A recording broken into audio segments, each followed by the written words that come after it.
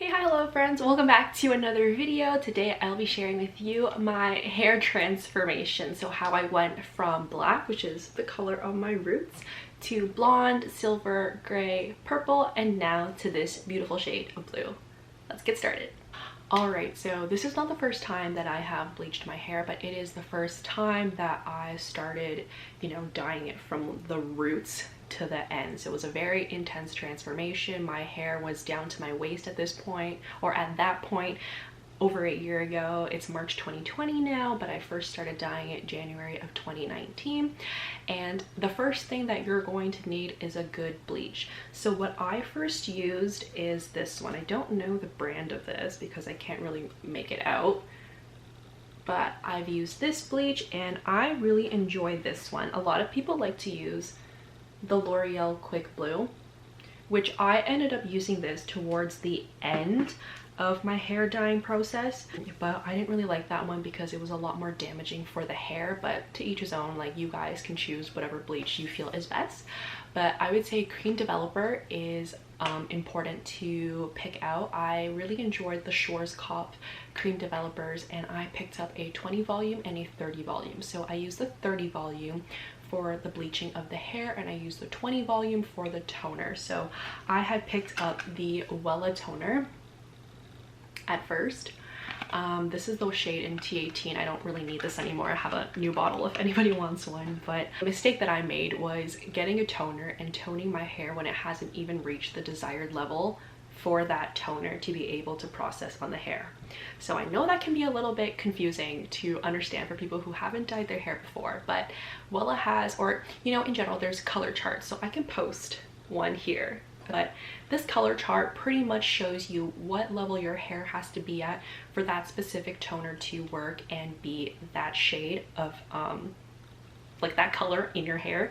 So I had a hard time figuring out what level my hair was at, so it was hard to pick the right toner for it. So I had to do a trial and error. I think I must have bought like 3 or 4 different toners. I had T11, T18, T14, T15, and it just left my hair looking orange still. So I struggled, and a lot of this was trial and error for me, but it was a really fun experiment for me, and I was pretty obsessed with the results at the end of a good cycle of experiences. And a lot of the questions are what brought me here to make this video. But those items are all key. So you need to have bleach, you need to have your cream developers in 2 different volumes. I'd say it's important to know which one is good for your hair, because the first year university, when I first bleached my hair, I used a 40 volume developer, and that was so damaging for my hair.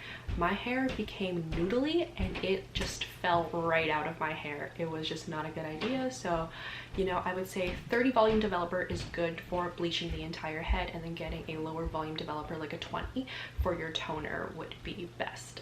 The reason why you have to be careful with the different types of volumes is because it lifts the hair differently. So like, I was under the impression that if I got a 40 volume developer because I had black hair, it would lift a lot faster. And yes, it did lift a lot faster, but I left it on for too long, and that's what made my hair fried and noodly, and it fell out. So using the 30 volume developer and leaving it on for bleach, I would say for about like 30 minutes to 45 minutes, and then rinsing it out. And then if you feel comfortable enough to do the toning in the same day or in the same sitting, then you can. But I waited a day just because my scalp couldn't take it anymore. I was very irritated.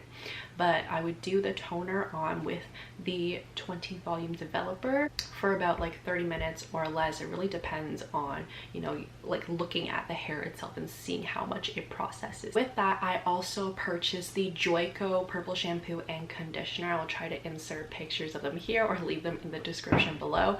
But I was using that pretty much every time I washed my hair. When I had my natural black hair, I would wash it every single day, but then I realized once I bleached my hair, it would dry out the hair a lot more and make it more like knotted. So I was only washing it every 2 to 3 days. I have this thing where I hate having itchy scalp, so I always just wash my hair, but because it was dyed, I had to be careful and mindful of the texture and the overall health of the hair. So definitely remember to pick up a purple shampoo and conditioner, because that also helps to maintain the toned color that you have done for your hair after using the Wella toner. I used conditioner treatments every week after after that because the Wella toner burned my scalp. I have a very sensitive scalp, so it wasn't ideal for me to have used that permanent toner every now and then. And so I actually picked up some conditioner. So you can use any brand of conditioner. You can mix that in with some semi-permanent hair dye colors. So I picked up Ultraviolet from Manic, and that was the first semi-permanent hair dye that I used to tone my hair, mix in with the hair conditioner to make it into a mask. And I would do that for about an hour or two every week just to maintain the health of the hair. And the issue with that is for my hair, it ended up making some parts a lot more purple than others. So I'd have some parts that were silver, some parts that were purple, some parts that were just, you know, not even holding on to the color, because every single strand was bleached at a different level. I don't know how that ended up happening, but I suffered having really ugly looking hair for a long time. I mean, I can insert all the pictures for you to see how much of a mess it was. And I was working in corporate at the time, so I was too scared to actually like fully dye my hair, you know, a color like this, because it wasn't appropriate. But I felt like this would have been like a good way to like have it wash out and fade into like a really nice ash blonde or silver or gray. But nonetheless, that was the issue. So I'm pretty sure after that very first time I bleached my hair, I ended up bleaching my hair again 2 times in the same month. And then fast forward, I think I bleached it again like a month or 2 later, and then like another month or 2 later. And each time I bleach it, I would go in with a Wella toner and then repeat the steps of using the purple hair conditioning masks every week, as well as the Joico purple shampoo and conditioner. I think it was about June, like the summertime, so this was probably like half a year later. I realized that I was just tired of bleaching my hair. It was so damaging. My scalp would burn. I would get eczema on the back of my neck. It was not cute. So I ended up chopping most of it off progressively. So it was probably like here. I believe my hair was at a pale yellow, so realistically I could do whatever I want at this point.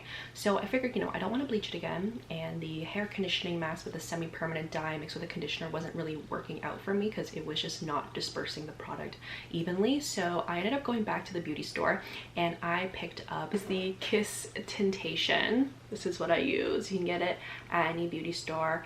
And it's $6 a bottle, and I ended up getting that in the gray shade. So I believe I got it in platinum and silver. I don't remember the names of it, but I'll put them here. So I ended up getting 2 of those, and I saw this video on YouTube and I just did it in sections because I knew some of my hair bleached a lot lighter than others. Like sections of my hair were at different levels, so depending on what color it was, I looked at the color wheel. You know, blue cancels out orange and purple cancels out yellow to make it like a silver color. So based off of that, I looked at my hair and I dyed it accordingly. And after using the Kiss Tintation, my hair was this beautiful silver gray. Insert pictures. I loved it. I was so obsessed, and I was surprised that it lasted so long. It also didn't stain any of my clothes. It didn't stain the bath or anything like that. So it was super nice, and the product doesn't smell bad. It's ammonia free, so I was super excited. And because my hair was still so long at that point, I had to buy 2 bottles of every color that I wanted to use, and I started to fall in love with the platinum shade. So I would literally go in every couple of months and dye my entire head in that color, leave it on for 2 hours, wash it out, and it would last for quite a long time. I remember coming back from my trip in Miami. My hair looked like this. So it's kind of like a really nice light pale yellow blonde, and I wanted to tone it again because it was starting to get a little bit on the more yellowy side. And I used the Kiss Tintation, and this was 1 month before I had to leave for another trip to Asia. And so I used the Tintation, I think it was 2 weeks before my trip, and I was gone for 10 days. So I did my entire hair gray, and that lasted that entire trip. And I had washed my hair like every other day because I was just sweating so much, but that lasted for so long after that trip that I didn't even have to touch it up again. So I really liked that product, and it really held on to the hair really nicely. So if you're looking for another option to tone your hair, I would recommend the Kiss Tintation products. Let me tell you, the blue was shocking. I was rinsing the hair color out in my bathtub and it started staining. Like I didn't realize until like I was almost done, because like it kept washing out, and usually like not that much color washes out every time I wring out my hair. So I was confused. I'm like, did I put that much on? But I ended up staining my bathtub, staining the sides of my bathtub, like staining my towels, and I'm like, I thought this was a semi-permanent dye, like it's very pigmented.